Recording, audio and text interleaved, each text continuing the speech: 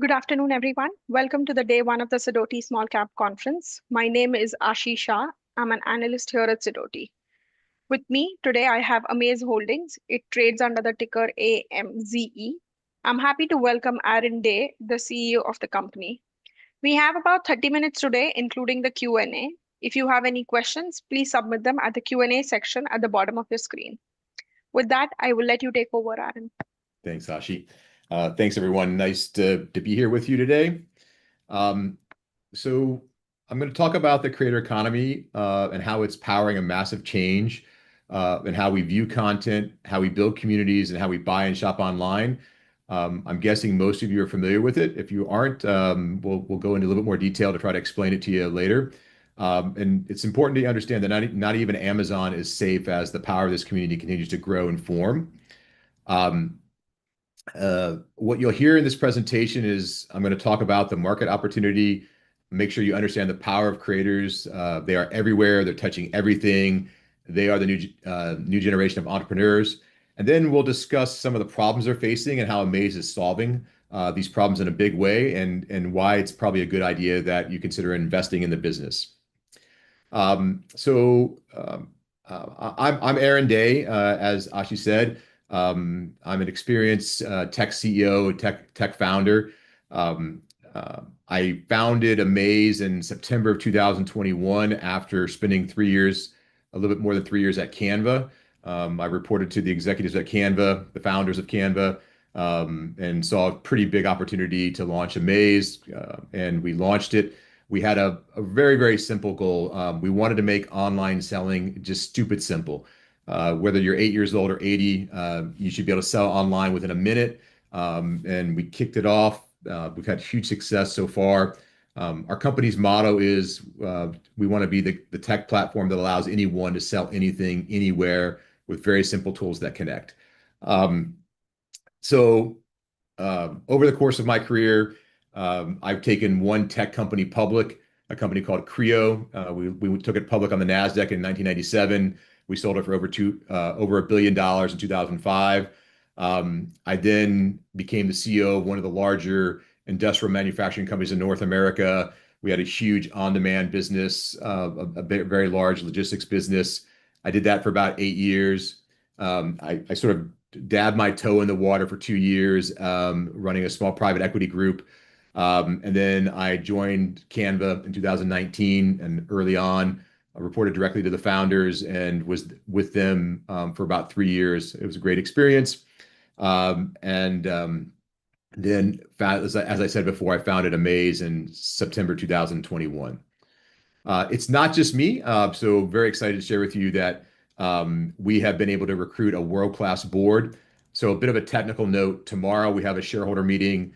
My company, Amaze Software, is merged into a public company called Vine on the New York Stock Exchange American Fund.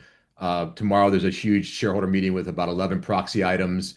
You'll see a pretty substantial amount of things happen the next 2 days. On Friday, this will be the new board that will be assigned. That you see the people like Sandy Hawkins, who invented TikTok Shop or ran TikTok Shop in North America. Amy Gahn, who was the CEO of a large social media platform company. A lot of new people coming to the board. So very excited to have them join us. And just a little side note, I've been having some fun with some of our AI tools. So you are seeing sort of an AI avatar of me that was generated through one of our AI tools. But this board has tremendous experience in social media, social commerce, and public company excellence. Uh, Alongside of this board, we've recruited a world-class leadership team. They have over 50 years of experience in social commerce, integrated commerce, design software, and online media. The team comes from places like Amazon, Oracle, Bonobus, SSL, Theory, and a lot of other really, really popular tech companies.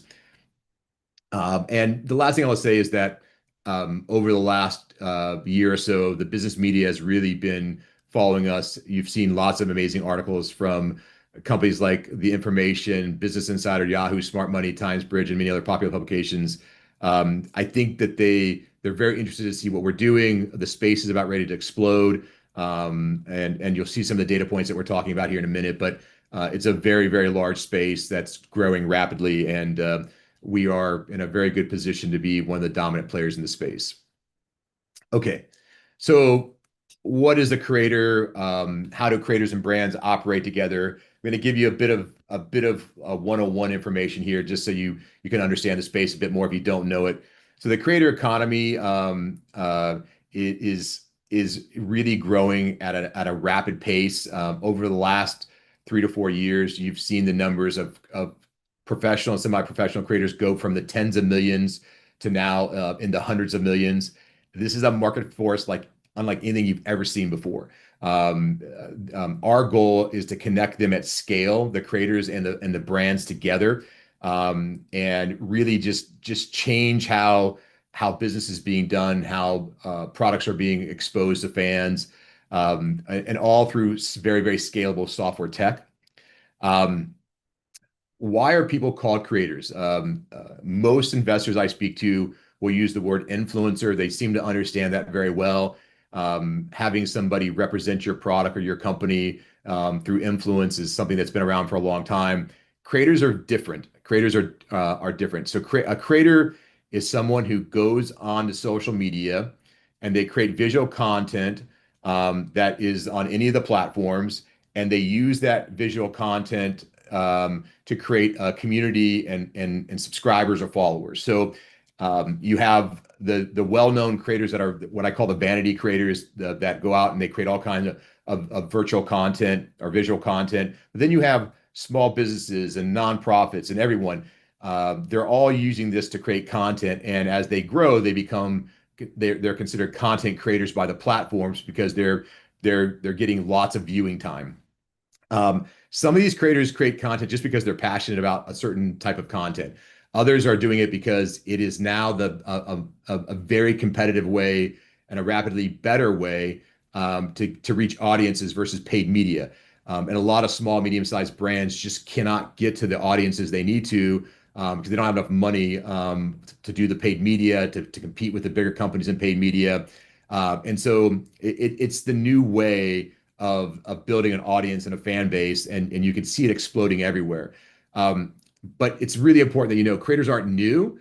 It's just the medium, the social media platforms are newer, and that's what's creating this massive change in the industry and requiring lots of new tech. Some really interesting stats here for all of you. Fast Company thinks that there's probably around 207 million creators globally that would be considered professional or semi-professional. A semi-professional creator is someone who makes 50 to 100,000 a year creating content on media platforms, but they are not full-time. They're still working a part-time job. And a full-time professional creator is someone whose sole job is. So there's 207 million with most of this, there's only about 1 million to 2 million professional creators. So there's a huge economy of creators that are making enormous amounts of money as a semi-professional creator. Goldman Sachs put up a report out last year that said they expect this to be about 450 million creators by 2027. And it's a massive global economy, somewhere between 500 billion to $1 trillion already and growing rapidly, right? Um, so so with this massive increase of creators creating content, let's talk about some of the pain points that they're facing. And um, if you don't know, I'm guessing most of you have been on YouTube or Instagram or TikTok or any of these platforms, but the way we get a creator to us is that once you get to 500 subscribers on YouTube, a little button pops up and says, "Would you like to monetize?" Our software is integrated, and we automatically get users to sign up, and then we help them with the selling experience in those platforms, and then we help them, create that same selling experience across other platforms. The reason so many of these creators struggle today is that the sales channels are disjointed, right? If you're on YouTube and then you want to sell on TikTok or Instagram or Pinterest or X, they're none of them have the same sort of sales channel. It's just a very clunky experience.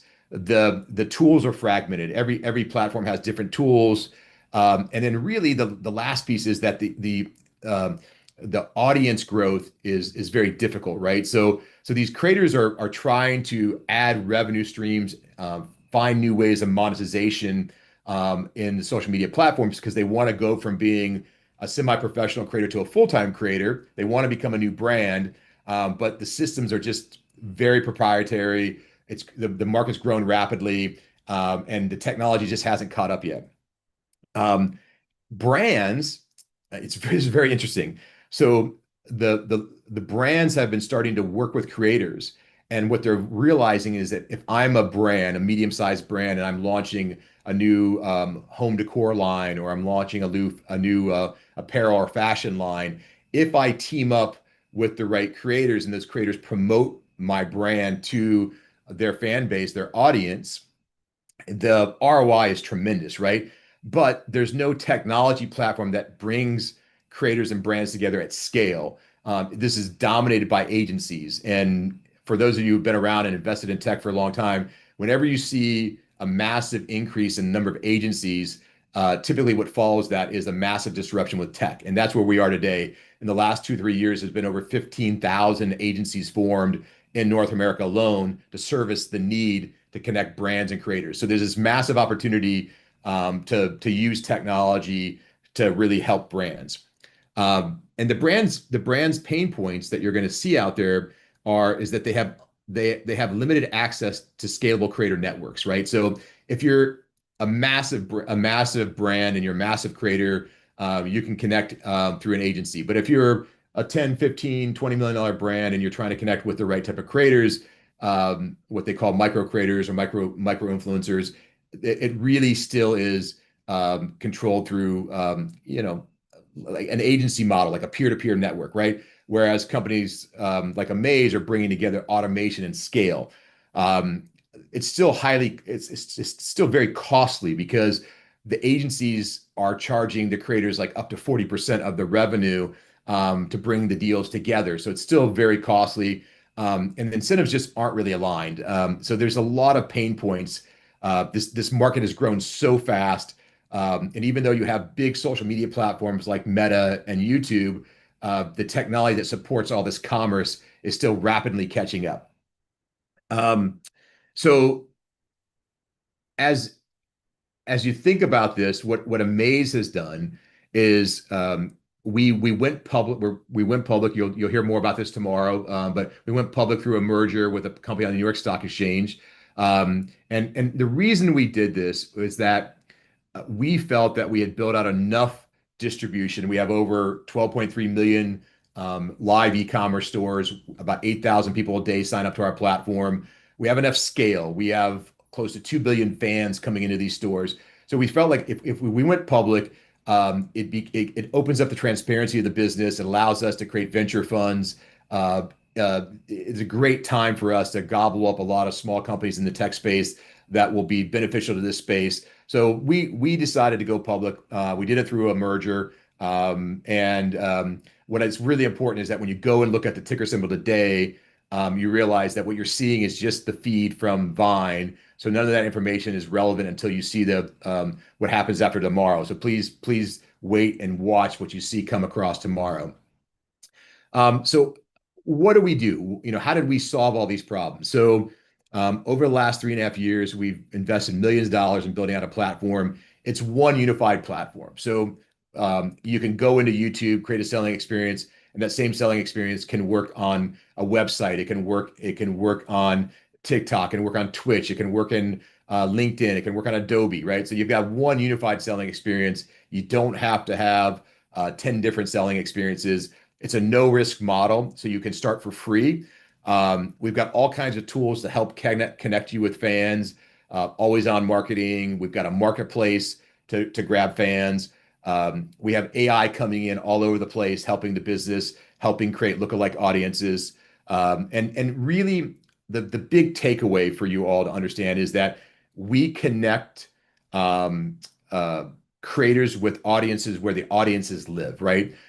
The fans that go into social media are across all kinds of social platforms. So it's really important that you understand that Amaze has built out this very scalable, unified tech platform that's very simple to use, and it connects everywhere. What is the TAM of our software? So we have three different product lines. We have something called Studio, which is the very robust design software that helps take products and get them into social media. We've got the commerce engine, which is the main software that allows you to have integrated commerce. And then just recently, we launched Teespring Marketplace, and think Etsy, think LTK. We think there's a massive opportunity there with creators and brands to sort of disrupt that space. So these are very, very big marketplaces, very big TAMs, addressable markets that really hasn't had anybody step in yet at scale until Amaze came along and really disrupt them. Um, we talked about like how we're helping creators by bringing all these tools together and probing their and solving their problems. But what we're doing for brands is really interesting, is that we're now starting to give brands access at scale to our creator networks. We are a data powerhouse, so we know what fans want to buy. So we have all this very rich data that we can start to aggregate into tools. We know that if you come in and you use us to connect with the creators, that we're performing better than paid media. And because we are not an agency and we're a software company, we don't need to take these huge margins to help connect brands and creators together. So we have the potential to get the incentives right so that the creator can make enough money to really, really be aligned with promoting the brand. And so I really want to reiterate this because I've heard a lot about different companies in the micro and small cap space, their concepts, their ideas. We're a live business. We've been around now for almost 4 years. We've already got over 15 million customers on our platform, and we're seeing brands just this year alone. If you go back and look at all the press releases we've had companies like Adobe, Hooters, Good Boy Vodka, Outlaw Music Festival, all these different people come in and sign up for our platform. So this is a real business. It's live, it's growing, it's scalable. Um, I'm going to end the presentation with two different topics. I'm going to reiterate why our customers love us.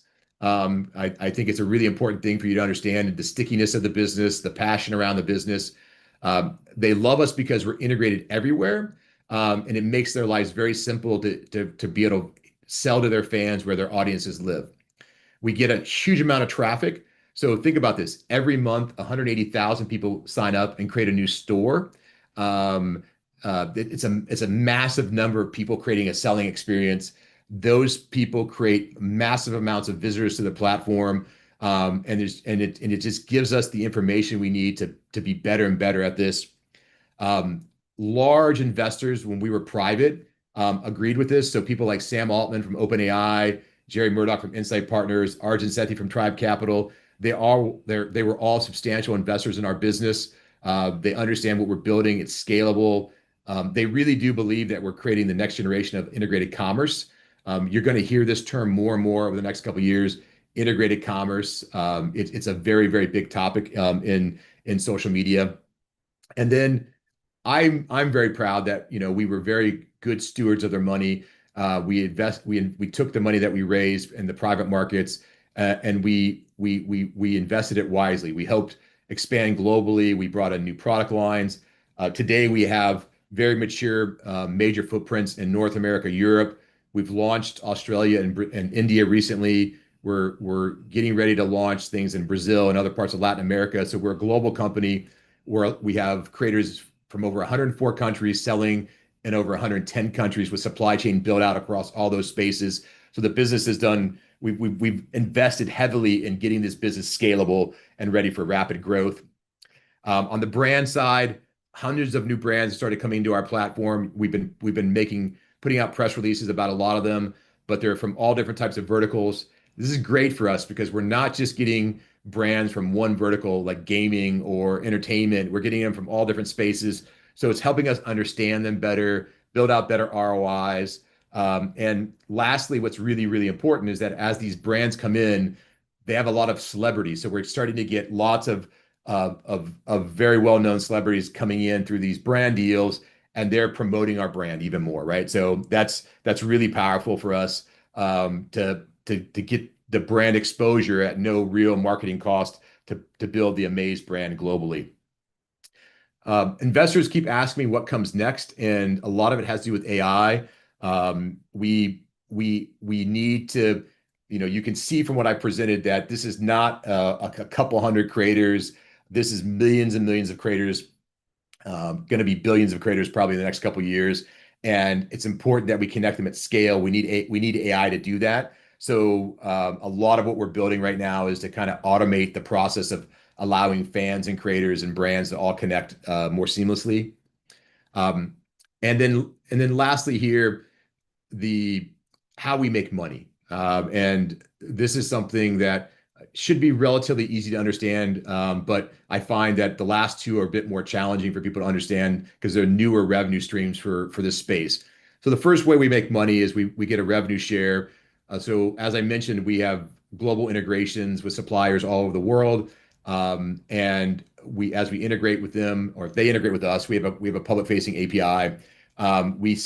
We get base prices, and then we mark those up and we give them to the sellers. So we make a nice margin on revenue share. We get software subscription fees, which are things that where people sign up and they pay us monthly subscription fees for different types of services. And then new revenue channels that are coming into the business are what we call creator add-ons. And this is where we bring third-party products, software solutions into our platform, and creators can actually add them on for fees, and we get a revenue share from the software add-on fees. It's not like an app store because we're not opening this up publicly. We are specifically adding features that we know are very, very scalable and beneficial. Think like things like financial services, and then marketplace integration. And this is the newest form.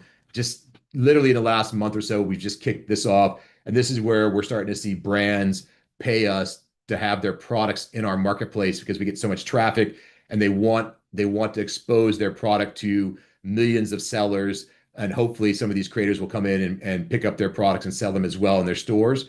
And so that's a new form of business revenue that we're getting. We are going through a Reg D process right now. So part of our liquidity efforts is we're raising around $25 million. And we plan basically to use that money to expand the brand, continue to build out the product, do some creator and fan marketing.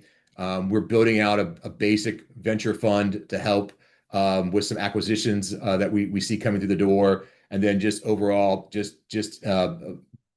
buffeting up and getting working capital in a little bit better position. So that's the business today. I'll leave you with a recap of the size and scale, just of the business, and how many users we have coming in, and the opportunity that's in front of you.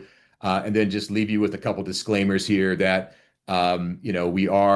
we need to make sure you're aware that this is information that we've disclosed, and a lot of this is forward looking. So I wanted to walk you through that. I'll at this point stop my screen sharing, and I'll open it up to Q&A with Ashi. Thank you so much, Aaron. Thank you for taking the time and doing the presentation. At this time, I would request everybody in the audience, if you have any questions, please submit them at the Q&A function at the bottom of your screen. Aaron, as someone who's clearly had a tremendous amount of success in his career, what drives you to keep building companies and excites you about the road ahead? It's a great question, and I'll tell you the personal reason and the business reason. The personal reason is that every day we get emails from people all over the world who are using our platform to create more, to enhance their business into something that they love, right? And it's an amazing feeling to help so many people, so many small businesses, entrepreneurs, on their journey to becoming a new brand, right? And so that's just powerful. We're dealing with millions of people, and that's exciting, and I love that, and I feel like I'm helping, and our company's helping a lot of people do what they're really passionate about. Um, this is a space that you need to understand. This space is growing so rapidly. The idea that brands and creators are going to come together at scale the next 3 to 5 years, and what it's going to become, the potential for this to disrupt. This is an amazing space, and I think that I want to be a player in this. I think there's a lot of wealth generation that's going to happen here, and I'm in it because I think it's just a massive opportunity. Right. No, it definitely is an exciting market. And can you tell us how do you attract and retain top creators? What is your cost of acquisition versus long-time value for creators? Like, how do you just go about getting influencers, creators on board? Okay, so um, as I said in the beginning, we are integrated with most of the platforms, right? And most of the platforms prefer us because we don't force the transaction to happen outside of the platform. So with platforms like Shopify, you got to go to a .com or a URL to transact. With platforms like Amaze, you can be watching video content and transact while the video content's playing, which is better for the platform, right? So we attract all these people. Now they come in every day, and every day we're always surprised. Like there's small creators coming in and there's big creators coming in. We'll wake up like there's two or three players right now in the NBA finals that have stores that they just launched that we didn't even know about, right? They come Right. in, they're creating stores because they want to take advantage of an experience. If they win the championship game, they're going to launch a whole bunch of new products. If they don't, they'll launch other products. But these people come in. So when they come in, and we have done a really, really good job at helping the small and medium-sized ones. And what we've done is we built out a sort of a US and a European network of agencies. So some of these creators, they get bigger, they need a lot of white glove, they need a lot of hand holding. And right now, we're just not big enough to do all those extra white glove services. So we work with agency partners to help with some of that stuff. Over time, as we grow, we'll bring more and more of that in-house. But we need so many sign up every day. We just can't do it by ourselves. So we use a lot of agencies to help us with different services, and that's how we support them. And that's really exciting for us because it gives us a lot of visibility into what we should do in the future for handling much larger creators. Got it. And one of the questions from the audience is what creator pain point are you best positioned to lessen in the future? So I think there's three, honestly. So first one is that one of the massive creator pain points that you see across the globe is cross-country currency exchange. So we have creators in over 104 countries selling in over 110 countries. And so there's new technology coming out around stablecoin and cryptocurrency. Because we actually manage the transaction, we collect the funds. I think we can actually start to think about really tearing down sort of walls globally and allowing for a much easier way for currency exchange to happen. That's one pain point I think I see coming. The second is because we're collecting so much data on the creators and their fans, and we're integrated with the platform, so we see the platform data, the ability to start bringing financial services. So many of these creators are small, medium-sized businesses, and they don't have real access to funding and financial services because the institutional banks like that don't understand them, right? They don't understand who they are. They don't understand how they make money yet. There's not a classification of a creator in the U.S. government. So we think we can bring financial services to them as well and solve those pain points. And lastly, it's about connecting them with lookalike audiences. So if I'm a creator, let's just say I'm a creator in the health and wellness space, and I have 10,000 followers. As we see what those followers look like and how they're interacting, we can go to that creator and say, oh, by the way, we probably have another 100,000 fans that are in our ecosystem that might like what you're doing. Would you like exposure to them, right? And we can help them grow their audience in a way that they just can't afford to grow they either have to create a massive amount of content or they got to do paid media, right? So I think those are the big pain points, plus some other stuff that we can solve here in the next couple of years. Right.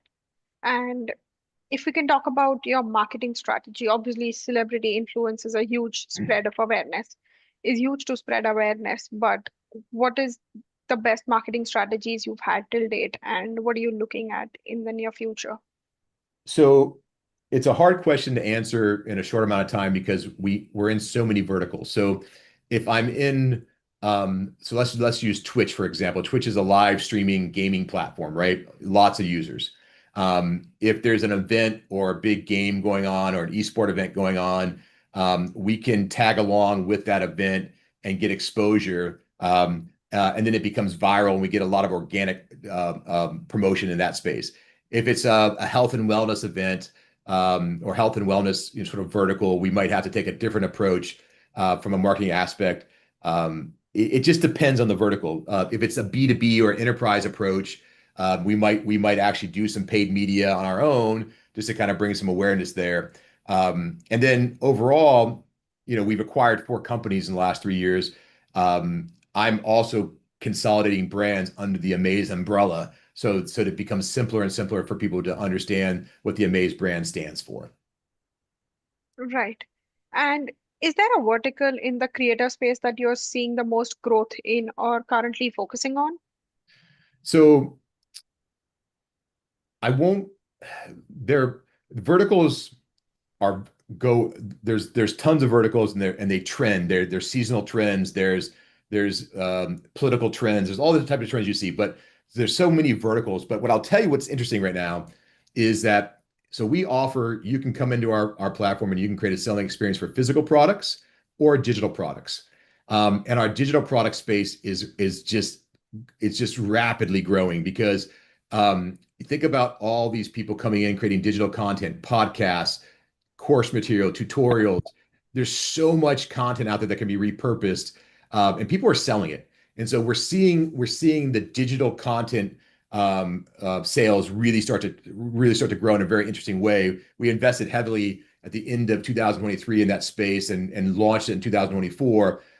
So I'm seeing that vertical really start to take off. It's interesting because the social media platforms don't allow, for the most part, for digital content sales.